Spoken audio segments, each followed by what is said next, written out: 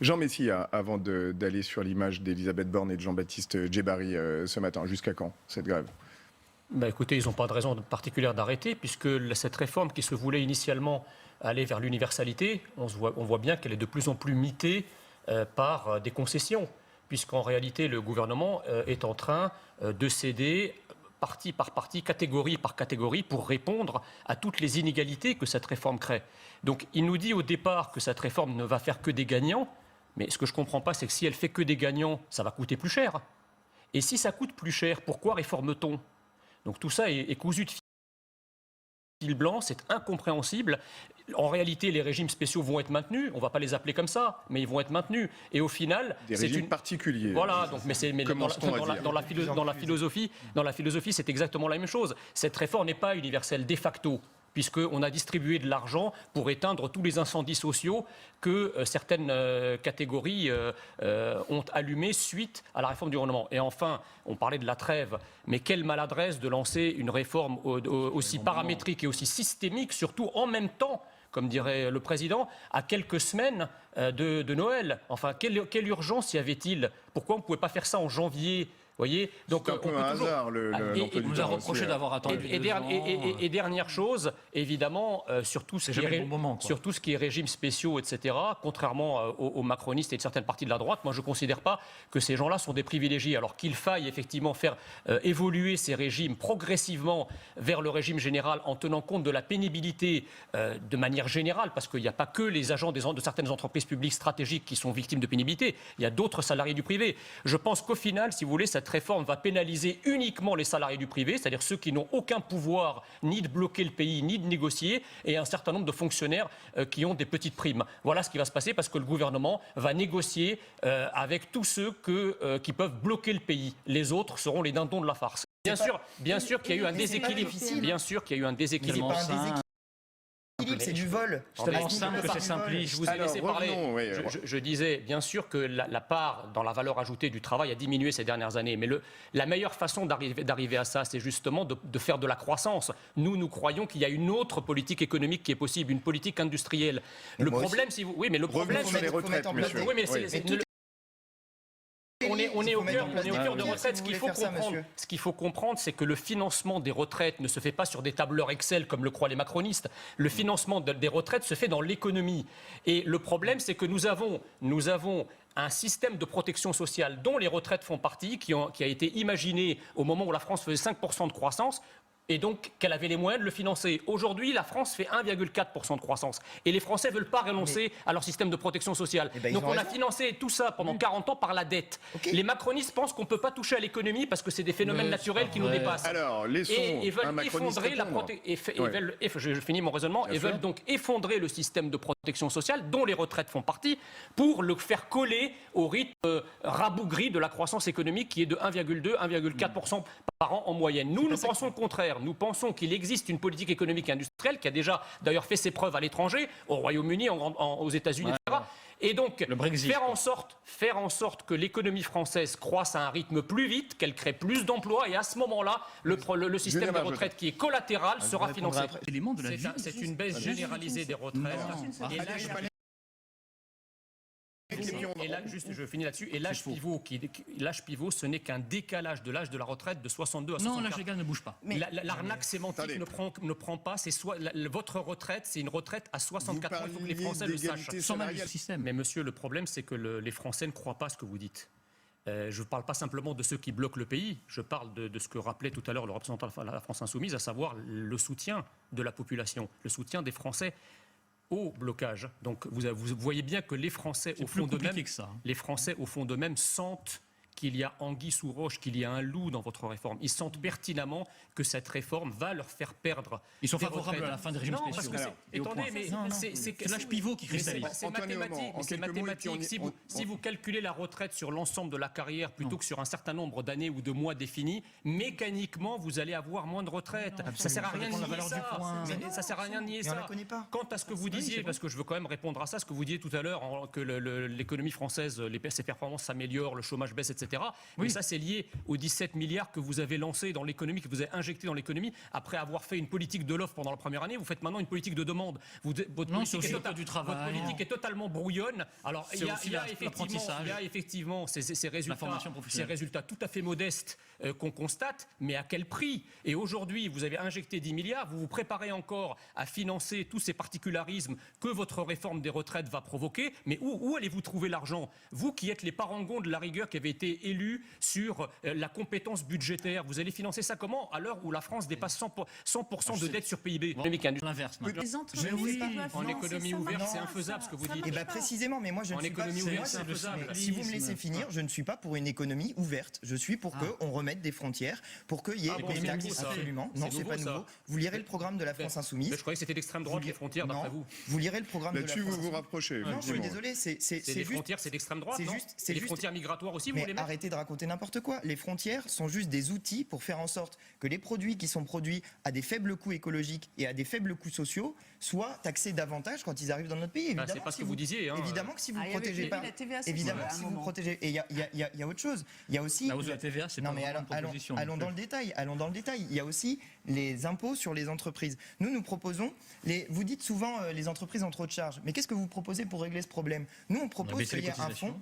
Nous, on propose qu'il y ait un fonds de solidarité interentreprises qui fasse que les petites entreprises paient moins de cotisations sociales et patronales et que les grandes entreprises en paient davantage. Donc quand vous dites que nous voulons pas... Mais c'est complètement absurde ce que vous dites. Non, c'est pas absurde. Vous dites que vous êtes pour les frontières. Vous dites que vous êtes pour les frontières et pour le protectionnisme. Oui. Le protectionnisme, ça veut dire justement... Qui devrait vous faire plaisir. Moi, j'ai pas de problème avec ça. Le protectionnisme, c'est quoi? C'est d'instaurer des barrières douanières. C'est effectivement de faire en sorte que les produits qui sont fabriqués dans des conditions qui n'ont aucun rapport avec nos conditions de fabrication soient taxés pour pouvoir rentrer avec une concurrence loyale sur le territoire. Mais qu'est-ce que vous faites du produit des taxes?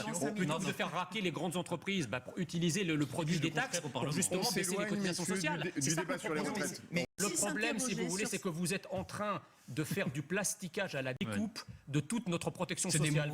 Vous avez touché aux APL, vous avez touché au secteur hospitalier, vous avez touché aux retraites. Vous êtes en train, la France a voté pour vous, pour Emmanuel Macron, pour qu'il dynamise la France. La réalité, c'est qu'il est en train de dynamiter la France. C'est normal, chacun dans son rôle, mais chacun obtient des choses. Alors, l'apaisement est loin, là. Ce qui est absolument incroyable, c'est ce dont vous vous rendez pas compte, c'est que même un syndicat comme la CFDT, qui est justement très prompte à travailler avec le gouvernement, avec le patronat, etc., même la CFDT... Réformiste, comme on dit. Avait refusé votre réforme. Alors maintenant, ils sont en train de faire de l'âge pivot, à juste titre d'ailleurs, le point central, le point focal de la négociation. Mais initialement, la CFDT était dans la rue avec la CGT. Mais si. Donc si vous voulez, c'est dire à quel point... sur l'âge pivot. C'est dire à quel point... C'est dire à quel point votre réforme... Le 17 décembre, il y avait la CFDT. Oui, mais pas avant. C'est dire à quel point votre réforme a aggloméré l'opposition syndicale, même l'opposition syndicale qui traditionnellement est favorable à la négociation. C'est que l'âge pivot pour la CFDT. Oui, mais c'est ce que je dis, mais à juste titre.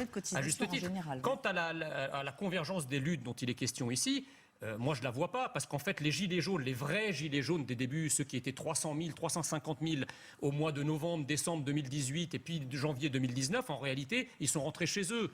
La réalité du mouvement des gilets jaunes depuis le mois de mars de cette année, c'est qu'en réalité, ce sont des jaunes des rouges déguisés en jaune. Voilà, le mouvement a été totalement phagocyté par l'extrême gauche. C'est d'ailleurs pour ça qu'aujourd'hui, on a beaucoup moins de monde. On a beaucoup moins de monde qu'au début. Vous avez récupéré le mouvement, une récupération. C'est pour ça que les vrais gilets jaunes qui ne veulent pas être associés à l'extrême gauche ou au groupuscule d'extrême gauche sont en réalité rentrés chez eux. Aujourd'hui, les gilets jaunes ne sont plus des gilets jaunes, ce sont des rouges déguisés en jaune. Nous avons sur ce plateau un commissaire politique. Nous avons un commissaire politique qui administre des leçons de vérité. Vous avez quelqu'un qui a participé aux manifestations de Gilets jaunes de la première à la... Et vous avez vu aucune césure. Vous êtes totalement aveugle. Que dizaines de Gilets jaunes sont en train de quitter la place de la Police. Des Gilets jaunes avec un drapeau palestinien. Eh ben oui, il y en a qui... Ça, c'est des Gilets jaunes des débuts. Non, d'accord, mais enfin... C'est ça le problème. Vous n'êtes pas... Attendez, mais... Monsieur de la France Insoumise... Vous avez dit tout à l'heure qu'on... Vous n'êtes pas... On va laisser Julien Bargeton s'exprimer. Vous n'êtes pas un institut étude statistique à vous tout seul. C'est pas parce que vous picorez ce que vous voulez picorer dans la réalité. J'ai rien picoré. Vous Vous faites une généralité. La réalité, c'est que l'élection européenne a bien dit ce qu'étaient les gilets jaunes, puisque les 50% d'abstention, monsieur. Ça a été une participation record sur tous les scrutins vous savez ce qu'ils ont fait, les gilets jaunes, européens sur les 20 dernières années. C'est une participation record. À 50%, record, vous êtes fiers de ça? Participation Vous êtes fiers record. de gagner Vous êtes fiers de faire 20% avec 50 d'abstention? Alors attendez. Et vous avez fait combien, vous? C'est sûr qu'avec 6%, vous n'êtes pas fiers. Vous êtes pas fiers.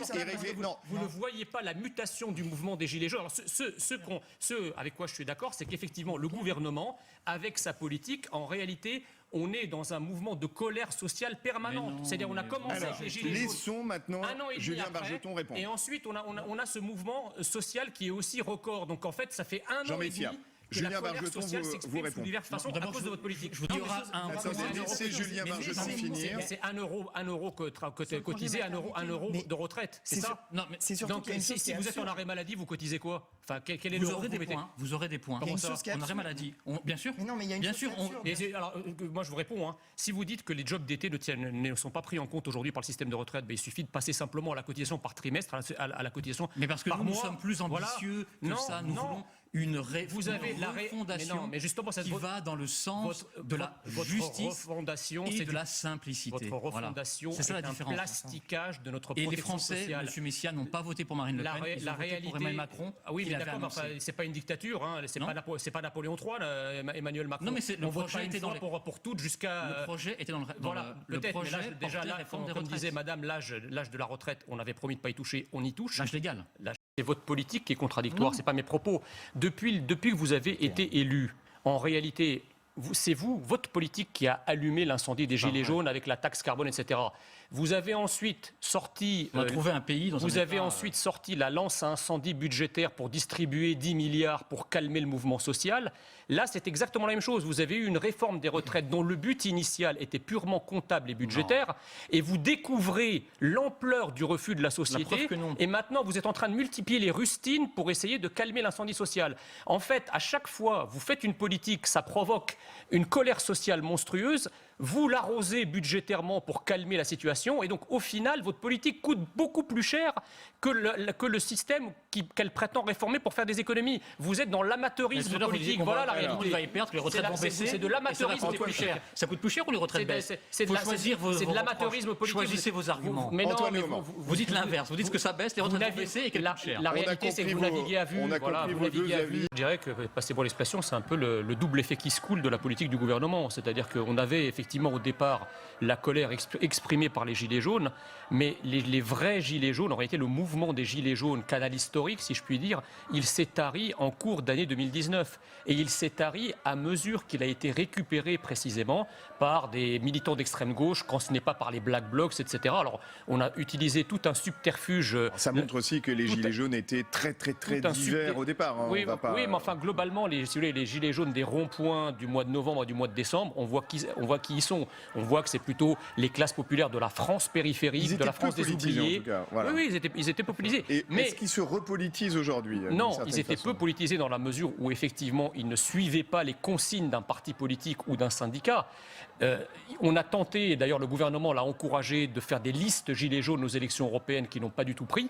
Et en réalité, le vote, l'expression politique des Gilets jaunes, elle s'est reportée aux élections européennes qui ont été en quelque sorte une sorte de référendum finalement pour ou contre la politique du gouvernement. D'ailleurs, le gouvernement l'a voulu ainsi, le président de la République lui-même l'a voulu ainsi, puisqu'il s'est affiché pour l'élection européenne sur les affiches de campagne en évinçant sa tête de liste. Donc c'était clair que c'était un référendum pour ou contre Emmanuel Macron. Et effectivement, le mouvement des Gilets jaunes, en tout cas les représentants de début, ont voté Rassemblement national dans leur grande majorité et toutes les études le prouvent. D'ailleurs, depuis que l'extrême gauche a essayé de noyauter le mouvement, il n'y a plus de Gilets jaunes. Le mouvement s'est totalement tari. On est passé de plusieurs centaines de milliers à quelques centaines ou quelques milliers au plus. Ça réglerait en tout cas beaucoup de problèmes que nous avons aujourd'hui. On ne change pas une équipe qui gagne, si vous voulez. Quel intérêt il y avait de désorganiser la SNCF, de diviser entre le rail, le transport, etc. Oui. Attendez, on avait des trains. Vous savez ce que disait Margaret Thatcher au début des années 80? Elle disait si le rail britannique marchait aussi bien que la SNCF française, j'aurais jamais privatisé. D'accord ? Donc ça, c'est vraiment une parole qui vient d'une ultralibérale de l'époque et qui vaut quand même tous les diplômes. Ça, c'est la première chose. La deuxième chose, c'est que l'article 20 de la Constitution dit quand même que c'est le gouvernement qui conduit la politique de la nation. Or, le moins qu'on puisse dire, c'est qu'il la conduit mal, puisque sur 2 ans de Macron, on aura connu plus d'une année de colère sociale quasiment non-stop. Donc j'ose imaginer que si, alors je sais bien qu'on a tendance à édulcorer ce mouvement social en le minimisant, etc. Mais imaginez que Marine Le Pen aurait été au pouvoir et ce qui se passe, c'est les scènes quasiment de guérilla urbaine qu'on a connues pour les Gilets jaunes et encore récemment pour ces grèves-là, que n'aurait-on entendu? Là, ça passe comme une lettre à la poste. Enfin, je dis que tous ceux qui aujourd'hui sont dans la rue, et notamment monsieur de la France Insoumise qui encourage ça, tous ces gens-là ont contribué à mettre Macron au pouvoir. Donc ils ne viennent pas aujourd'hui nous expliquer. Certainement pas. Ah, si, vous avez appelé à voter Emmanuel Macron, la CGT a appelé à voter Emmanuel Macron, donc ils ne peuvent pas aujourd'hui venir se plaindre des conséquences de la cause qu'eux-mêmes ont mis en place. 8% de grévistes ne peuvent pas bloquer tout un pays. Mais attendez, mais ça fait aussi partie de notre histoire sociale. Enfin, vous me dites que depuis 36 ou depuis 47, on a toujours des grèves. Mais enfin, si aujourd'hui on peut pas, si aujourd'hui on peut pas être, si aujourd'hui, justement, si aujourd'hui on peut pas être licencié n'importe comment, si vous avez autant de semaines de congés payés, s'il y a un droit social, etc., c'est bien parce qu'à des moments de notre histoire sociale, vous avez des gens qui ont pu se mobiliser. C'est pas le cas de tout le monde, mais on sait très bien que tout ce qu'ils obtiennent par percolation, percolation, ça effectivement infuse dans l'ensemble de la société. C'est pas grâce à votre école. Non, mais d'accord. Mais enfin, moi, je suis d'accord avec ce que vous dites, mais il faut quand même tempérer un peu le propos. Dans la mesure où, justement, en 1936, si les gens ont pu partir en congé, c'est précisément à cause de vos amis. C'est précisément à cause. Non, mais d'accord, mais non, mais ça fait partie de l'histoire sociale. C'est pas. Vous me faites rigoler un petit peu. Je voudrais dire C'est un mouvement qui est très populaire, encore une fois, et puis ça touche toutes les catégories, parce que quand on voit les dons, ça va de quelques euros à quelques centaines d'euros, donc a priori, on ne peut pas dire que c'est juste une catégorie. 2005, je crois, pour le...